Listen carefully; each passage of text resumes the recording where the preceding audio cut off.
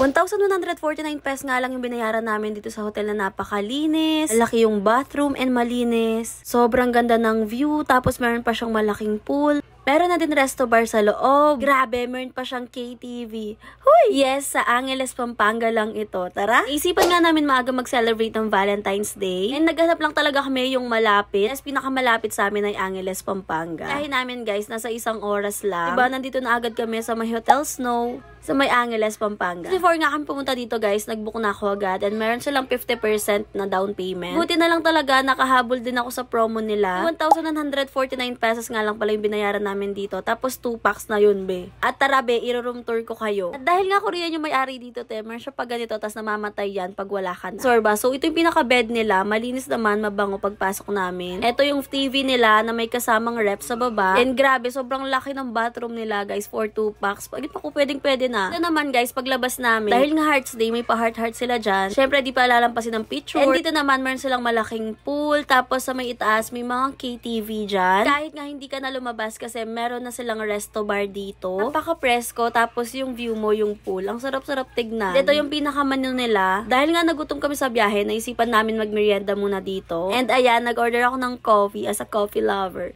Hi! And nag-order kami ng Hawaiian pizza, onion rings. Sabi, sobrang baba din namang airplane dito na dumadaan. After nga namin kumain, naisipan muna magpahinga. Lumabas kami ng gabi at ito yung view nila pag gabi. Nga, meron silang resto bar dito guys. Hindi na kami nag-grab pa. Pwede ka nga din kumain sa labas and sa may loob. Kon dyan, tapos meron pa sa taas na ganyan. Diba te, kahit saan pwede kang kumain, bahala ka na. Kami naisipan namin kumain dito sa tabi ng pool. Nag-order kami ng Deji Bulgogi. Ang sarap te. Of course, di rin namin pinalampas yung KTV nila. 800 pesos consumable na yun ng 1 hour. Pero sinubukan. Super nag-enjoy kami sa stay namin dito at ang sarap ng food. Hanggang ngayon, hinahanap-hanap ko pa din yung lasa nitong Deji Bulgogi talaga. Mismong owner ng hotel, lahan yung aming bulgogi guys, Korean siya. Grabe, ang sarap-sarap niya. Kung naghahanap din kayo ng hotel sa may Angeles, Pampanga, itry nyo na dito sa Hotel Snow. Yun yung FB nila guys. Yun lang, bye!